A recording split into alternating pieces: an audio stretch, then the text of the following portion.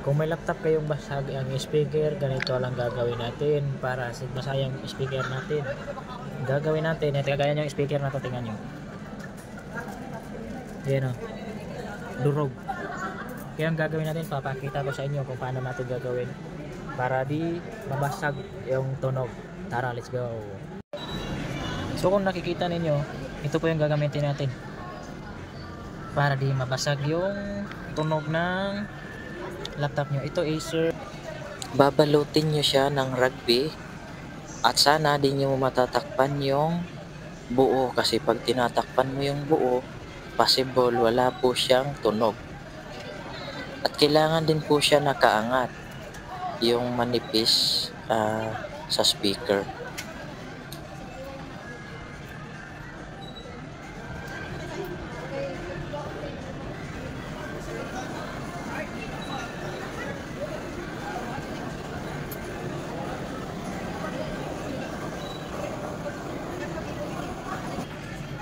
Kailangan nakaangat ito para okay pa rin yung tunog. Yan, kailangan angat nito at wag takpan yung pwede na yan kasi may ano naman, kaso kailangan mong iangat kasi nabaon siya.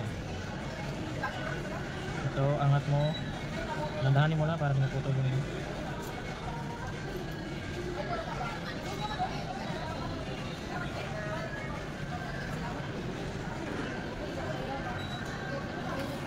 dito naman tayo sa kabila. Kung ano po yung ginawa natin sa kabila, ganun din po yung gagawin natin dito sa kabila. Kasi ito, sira din to, butas-butas, durog, tsaka wala na yung takip sa mismong speaker, kaya po siya basag. Huwag niyo po siyang papalitan kasi kaya naman natin siyang i-repair. Kung may rugby lang po kayo, wag lang yung may tiban. Kasi pag may tiban, hindi po siya gagana. Kasi di po siya kumbaga di po siya na stretchable. Pero kung meron ka rin mighty gasket, pwede mo siyang gamitin.